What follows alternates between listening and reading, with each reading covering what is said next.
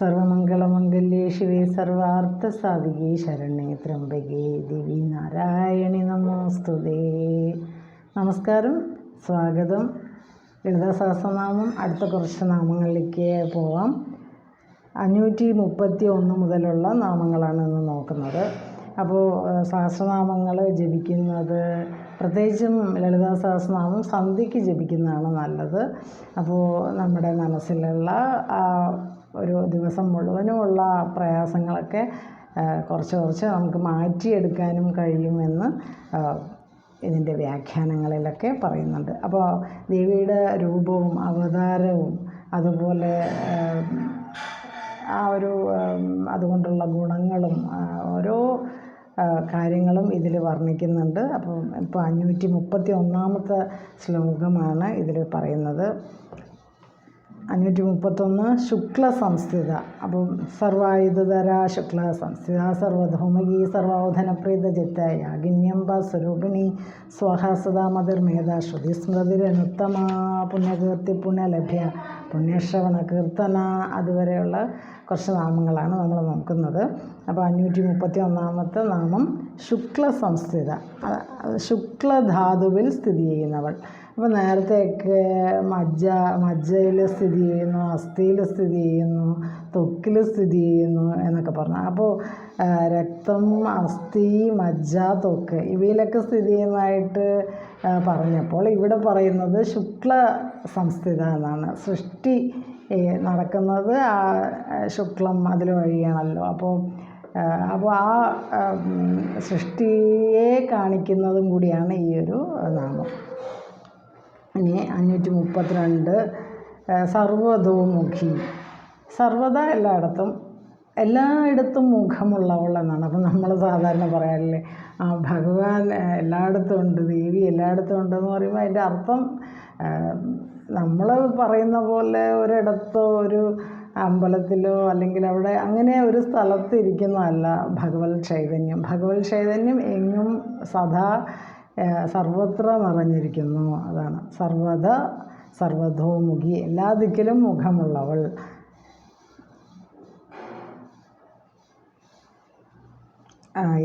ഈ കാര്യം പിന്നെ പരാശക്തിയുടെ വിരാട് രൂപത്തെ കാണിക്കുന്നു എന്നും ദേവി ഈ സഹസ്രദള പത്മത്തിൽ നമ്മൾ 6 ചക്രങ്ങൾ കടന്ന് മുകളിൽ 1000 ദളങ്ങളുള്ള താമരയിൽ ദേവി സ്ഥിതി ചെയ്യുന്നതാണ്. ആ ദേവിയുടെ പേരാണ് യാഗിനി എന്ന രൂപം, യാഗിനി ദേവി. അപ്പോൾ ആ രൂപത്തിൽ സ്ഥിതി ചെയ്യുന്നു എന്ന് അർത്ഥം. അപ്പോൾ സർവതോമുഖി, എല്ലാ ദിക്കിലും മുഖമുള്ളവൾ. ഇനി 533 നാമം സർവ ഔധന പ്രീതചിത്ത. ഔധനം നൈവേദ്യം, സർവ ഔധന പ്രീതചിത്ത, എല്ലാ തരത്തിലുള്ള നൈവേദ്യങ്ങളും ഇഷ്ടപ്പെടുന്ന ദേവി എന്നാണ്. അപ്പോൾ ഇതിനു മുമ്പ് കുറേ നൈവേദ്യങ്ങളെക്കുറിച്ച് പറഞ്ഞു. മഞ്ഞ ചേർത്ത അന്നം, പിന്നെ അതുപോലെ നെയ്യ് ചേർത്ത അന്നം എന്നൊക്കെ പറഞ്ഞു. അപ്പോൾ അതെല്ലാം ഇഷ്ടപ്പെടുന്നു. പിന്നെ അന്നപ്രിയ, പായസം ഇഷ്ടപ്പെടുന്നു എന്നൊക്കെ പറഞ്ഞു. അപ്പോൾ ഇതിൽ ഏതാ ഇഷ്ടമെന്ന് ചോദിച്ചാൽ എല്ലാതരം നൈവേദ്യങ്ങളും ഇഷ്ടപ്പെടുന്നു എന്നാണ് അർത്ഥം. എല്ലാ ഓദനങ്ങളാലും പ്രീതനാകുന്ന ചിത്തമുള്ളവൾ, അതാണ് സർവൗധന പ്രീതചിത്ത. അപ്പോൾ ഓരോ ഷടാധാരങ്ങൾ, 6 ആധാരങ്ങളിലും ദേവിയുടെ പല ദേവീ രൂപങ്ങളെക്കുറിച്ച് പറഞ്ഞു. അപ്പോൾ മഹാദേവിക്ക് വെവ്വേറെ നൈവേദ്യങ്ങളുള്ളതായിട്ട് പറഞ്ഞു. എന്നാൽ യാഗിനി ദേവി, അതായത് സഹസ്രാര പത്മത്തിൽ സ്ഥിതി ചെയ്യുന്നു യാഗിനി ദേവി എന്ന് പറഞ്ഞു.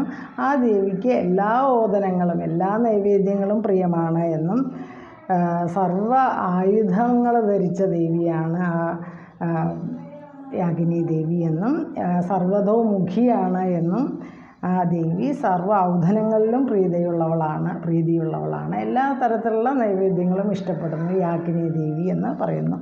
ആ ദേവി സ്ഥിതി ചെയ്യുന്നത് സഹസ്രദള പത്മത്തിലാണ്. ഇനി 534 യാഗിന്യംബ സ്വരൂപിണി. യാഗിനി എന്ന അമ്പയുടെ സ്വരൂപം ധരിച്ചവൾ, അതാണ് സഹസ്രദള പത്മസ്ഥലുള്ളത്. ഇനി 535 536 ഒരുമിച്ച് പറയാം. 535 സ്വാഹ, 536 സ്വധ. അപ്പോൾ നമ്മളിതിങ്ങനെ യജ്ഞങ്ങളൊക്കെ നടത്തുമ്പോൾ, അതുപോലെ ഹോമങ്ങളൊക്കെ നടക്കുമ്പോൾ സ്വാഹ. അപ്പോൾ ദേവന്മാർക്ക് സമർപ്പിക്കുമ്പോൾ ദേവസമൂഹത്തിന് സമർപ്പിക്കുമ്പോഴാണ് സ്വാഹ എന്ന് പറയുന്ന ആ ഒരു ഉച്ചാരണം ഉപയോഗിക്കുന്നത്. അപ്പോൾ സ്വാഹ സ്വധ എന്ന രണ്ട് ശബ്ദങ്ങൾ ദേവതമാരെ ഉദ്ദേശിച്ചാണ്. ഹോമം നടത്തുമ്പോൾ ഓം എന്ന് തുടങ്ങുമ്പോൾ ഒരു മന്ത്രം പറയുമ്പോൾ അത് തുടങ്ങുന്നത് ഓമാണ്, അത് അവസാനിപ്പിക്കുന്നത് സ്വാഹ എന്ന പേര് ചേർത്തിട്ടാണ് ആ ഒരു യജ്ഞത്തിലൊക്കെ. അപ്പോൾ സ്വാഹ ശബ്ദം കൊണ്ട് ദേവതകളെയൊക്കെ ആഹ്വാനം ചെയ്യുന്നു എന്ന് നമുക്ക് പറയാം. അതുപോലെ ഹവിസ് അർപ്പിക്കുമ്പോൾ ഒക്കെ. അപ്പോൾ ദേവസമൂഹത്തെയാണ് സ്വാഹ ശബ്ദത്തിൻ്റെ ഉച്ചാരണം കൊണ്ട് ദേവസമൂഹത്തെ ആണ് സൂചിപ്പിക്കുന്നത്. അപ്പോൾ സ്വാഹാദേവി അഗ്നിയുടെ പത്നിയാണ് എന്ന് പുരാണങ്ങളിൽ പറയുന്നു. സ്വാഹാദേവി അഗ്നിദേവൻ്റെ പത്നിയാണ് എന്നും അത് അങ്ങനെ അർപ്പിക്കുന്നതാണ് സ്വാഹ ശബ്ദത്തിൻ്റെ ഉച്ചാരണം. ദേവസമൂഹത്തെ കാണിക്കുന്നു. പിന്നെ പിതൃക്കൾ തൃപ്തരാകുന്നതിന് അതിലേക്ക് സമർപ്പിക്കുന്ന പിതൃക്കളുടെ ആ ഒരു പത്നി സ്ഥാനത്തുള്ളതാണ് സ്വധ. അപ്പോൾ അങ്ങനെ പിതൃക്കളെ തൃപ്തരാക്കുന്നതിനാണ് സ്വധ എന്ന് പറയുന്ന ആ ഒരു വാക്ക് ഉപയോഗിക്കുന്നത്. അപ്പോൾ സ്വധാദേവി ദക്ഷൻ്റെയും പ്രസൂതിയുടെയും പുത്രിയാണെന്ന് പുരാണത്തിൽ പറയുന്നു. ഇനി അടുത്ത നാമം 537 അമതി. മതി ബുദ്ധി, അമതി അവിദ്യാരൂപിണിയാണ് ദേവി എന്ന് പറയും. അതായത് വിദ്യയും അവിദ്യയും ദേവിയുടെ രണ്ട് ഭാവങ്ങളാണ് എന്നും, വിദ്യാരൂപം എന്ന് പറയുന്നത് ജ്ഞാനത്തെ കാണിക്കുമ്പോൾ അവിദ്യാരൂപം എന്ന് പറയുന്നത് ഇരുട്ടും വെളിച്ചവും അതിനെ കാണിക്കുന്നു. അപ്പോൾ അതുകൊണ്ടാണ് പറയുന്നത് അമതി എന്ന്. മതി എന്നോ അമതി എന്നോ രണ്ടും പറഞ്ഞാലും രണ്ടും അത് ദേവിക്ക് അത് രണ്ടും പറയുന്നതിൽ തെറ്റില്ല എന്നും പറയുന്നുണ്ട്. അപ്പോൾ അമതി അവിദ്യാരൂപിണി. അപ്പോൾ ദേവിയെ വിദ്യാരൂപിണി എന്നും പറയുന്നുണ്ട്, ദേവിയെ അവിദ്യാരൂപിണി എന്നും പറയുന്നുണ്ട്. ദേവിയുടെ രണ്ട് ഭാവങ്ങളാണ് അത്ര, വിദ്യയും അവിദ്യയും. ഇനി 538 മേധ എന്ന് പറയുമ്പോൾ ബുദ്ധി അല്ലെങ്കിൽ സരസ്വതി. സരസ്വതി ധാരണാശക്തി, ബുദ്ധി. മേധാസൂക്തം എന്നൊക്കെ കേട്ടിട്ടില്ലേ? ബുദ്ധി വർദ്ധിക്കാനൊക്കെ മേധാസൂക്തം ദിവസേന ചൊല്ലുന്നത് നല്ലതാണ്, ഉരുവിടുന്നത് നല്ലതാണ്. അല്ലെങ്കിൽ ആ മേധ എന്ന പദത്തിനർത്ഥം ബുദ്ധിശക്തി അല്ലെങ്കിൽ ധാരണാശക്തി എന്നാണ്. അപ്പോൾ ബുദ്ധി രൂപത്തിൽ ദേവി സർവ്വ ജീവികളിലും കുടികൊള്ളുന്നു എന്ന് പിന്നെ അല്ലെങ്കിൽ സരസ്വതി എന്നും ഈ മേധ എന്ന് പറയുന്ന ശബ്ദത്തിന് അർത്ഥമുണ്ട്. സരസ്വതി എന്ന പദം തന്നെ ബുദ്ധിയുടെയും ധാരണാശക്തിയുടെയും പര്യായമാണ്. അപ്പോൾ അതുകൊണ്ടാണ് 5ാമത്തെ ചാപ്റ്റർ ദേവി മഹാത്മ്യത്തിൽ 5ാമത്തെ ചാപ്റ്ററിൽ പറയുന്നുണ്ട്, യാ ദേവി സർവഭൂതേഷു മേധാരൂപേണ സംസ്ഥിത നമസ്തസ്യേ നമസ്തസ്യേ നമസ്തസ്യേ നമോ നമാന്ന്. അപ്പോൾ ദേവി മേധയുടെ രൂപത്തിൽ, ധാരണാശക്തിയുടെ രൂപത്തിൽ എല്ലാവരിലും ഇരിക്കുന്നു. അപ്പോൾ പറയുന്നത് ബുദ്ധിയും ദേവി തന്നെ, ധാരണാശക്തിയും ദേവി തന്നെ എന്ന് നമുക്ക് മനസ്സിലാക്കാം. ഇനി 539 നാമം ശ്രുതി എന്ന് പറയുമ്പോൾ വേദം തന്നെ സ്വരൂപം, വേദസ്വരൂപത്തിനാണ് ശ്രുതി എന്ന് പറയുന്നത്. അപ്പോൾ വേദസ്വരൂപിണിയാണ് എന്ന് പറയും. അതായത് ശ്രുതി എന്ന പദത്തിന് കേൾക്കപ്പെടുന്നത് എന്നാണ് അർത്ഥം. അപ്പോൾ ഗുരുശിഷ്യ പരമ്പരയിൽ ഈ കേട്ട് പരമ്പരയിലൂടെ കേട്ട് ഹൃദിസ്ഥമാക്കി പോകുന്നതിനാലാണ് ഈ പേര്. അപ്പോൾ വേദങ്ങൾ ഈ ഗുരുശിഷ്യ പരമ്പരയിലൂടെ കേട്ടാണ് അത് ഹൃദിസ്ഥമാക്കുന്നത്. അപ്പോൾ അതുകൊണ്ടാണ് ദേവിക്ക് ശ്രുതി എന്ന് പറയുമ്പോൾ കേൾക്കുക എന്നുള്ള ഒരു അർത്ഥമാണ്. അപ്പോൾ വേദസ്വരൂപിണിയാണ് ദേവി, വേദങ്ങൾ കേട്ടാണ് ഹൃദയസ്ഥമാക്കുന്നത് ഗുരുശിഷ്യ പരമ്പരയിലൂടെ. അതുകൊണ്ടാണ് അതിന് പിന്നെ ശ്രുതി എന്ന് ദേവിക്ക് വേറൊരു നാമം. അപ്പോൾ വേദങ്ങൾ ദേവിയുടെ വർണ്ണാത്മക രൂപങ്ങളാണെന്ന് പറയുന്നു. അതുകൊണ്ട് ദേവീ നാമമായിട്ട് നമുക്ക് ശ്രുതി എന്ന വേദം എന്നുള്ള അർത്ഥമാണ് അതിന് എന്ന് പറയാം. 4 വേദങ്ങൾ എന്തൊക്കെയാണ്? ഋഗ്വേദം, യജുർവേദം, സാമവേദം, അഥർവവേദം. അപ്പോൾ ഈ 4 വേദങ്ങൾ ദേവിയുടെ അവ്യയശക്തി തന്നെയാണ് എന്ന് പറയുന്നു. ഇനി 540 നാമം സ്മൃതി. സ്മൃതി എന്ന് പറയുമ്പോൾ വേദങ്ങളെ ആധാരമാക്കിയ ധർമ്മശാസ്ത്രങ്ങളാണ് സ്മൃതികൾ. അപ്പോൾ സ്മൃതി തന്നെ രൂപമായിട്ടുള്ള, അപ്പോൾ നേരത്തെ ശ്രുതി രൂപമായിട്ടുള്ളവൾ എന്ന് പറഞ്ഞു, ഇനിയിപ്പോൾ പറയുന്നു സ്മൃതി രൂപമായിട്ടുള്ളവൾ. അപ്പോൾ സ്മൃതി എന്ന് പറയുന്ന വേദങ്ങളെ അടിസ്ഥാനമാക്കിയിട്ടുള്ള ധർമ്മശാസ്ത്രങ്ങളാണെന്നും അത് തന്നെ രൂപമായവളാണ് ദേവി എന്നും പറയുന്നു. അപ്പോൾ മനുസ്മൃതി എന്നൊക്കെ നമ്മൾ കേട്ടിട്ടുണ്ടാവുമല്ലോ. മനുസ്മൃതി തുടങ്ങിയ സ്മൃതികൾ, ആ സ്മൃതി രൂപത്തിൽ പ്രത്യക്ഷപ്പെടുന്നത് ദേവി തന്നെയാണ് എന്നാണ് ഈ നാമത്തിൻ്റെ അർത്ഥം. അപ്പോൾ ഇനി വേറൊരു സ്മൃതി എന്ന് പറയുമ്പോൾ ഓർമ്മ.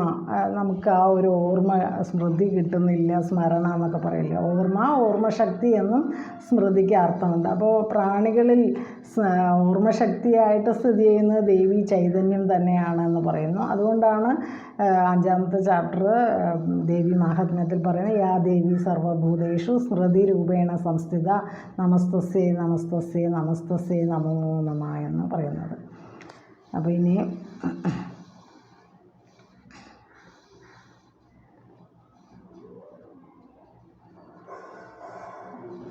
ഭഗവാൻ ഗീതയിൽ 10ാമത്തെ ചാപ്റ്ററിൽ 34ാമത്തെ ശ്ലോകത്തിൽ ഗീതയിൽ ഭഗവാൻ പറയുന്ന വാക്കുകളും ആ സ്മൃതി രൂപത്തെക്കുറിച്ച് പറയുന്നു.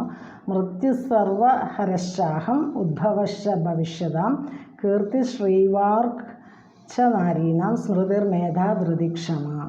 അതായത് സ്മൃതി ഞാൻ തന്നെയാണ് എന്ന് ഭഗവാന്റെ വാക്കുകളാണ് അതിലും പറയുന്നത്. അപ്പോൾ ഭഗവാനാണെങ്കിലും ഭഗവതിയാണെങ്കിലും അത് തന്നെയാണ് നമ്മളിലുള്ള സ്മൃതിയും എന്ന്. അപ്പോൾ ബുദ്ധിയും സ്മൃതിയും ഒക്കെ ആ ഭഗവത് ചൈതന്യം തന്നെയാണെന്നാണ് അതിൻ്റെ ഒരു ചുരുക്കം.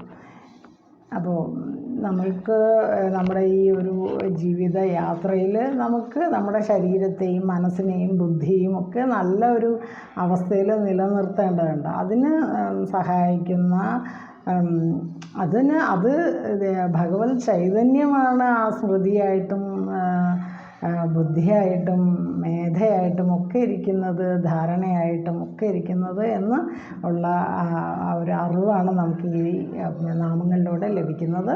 അപ്പോൾ ഇത്രയും ഭാഗങ്ങൾ മഹാദേവിക്ക് സമർപ്പിക്കുന്നു. 540 വരെയുള്ള നാമങ്ങൾ. സർവമംഗളമംഗല്യേ ശിവേ സർവാർത്ഥ സാധികേ ശരണ്യേ ത്രംബകേ ദേവി നാരായണി നമോസ്തുതേ. ഹരേ കൃഷ്ണ. ഗുരുവായൂരപ്പ. ഇത്രയും ഭാഗങ്ങൾ ഗുരുവായൂരപ്പനെ സമർപ്പിക്കുന്നു. കായേന വാചാ മനസേന്ദ്രിയർവാ ബുദ്ധ്യാത്മനാ വാ പ്രകൃതേ സ്വഭാവാത് കരോമി യദ്യത് സകലം പരസ്മൈ നാരായണായേതി സമർപ്പയാമി. ഓം തത്സത്. നന്ദി, നമസ്കാരം.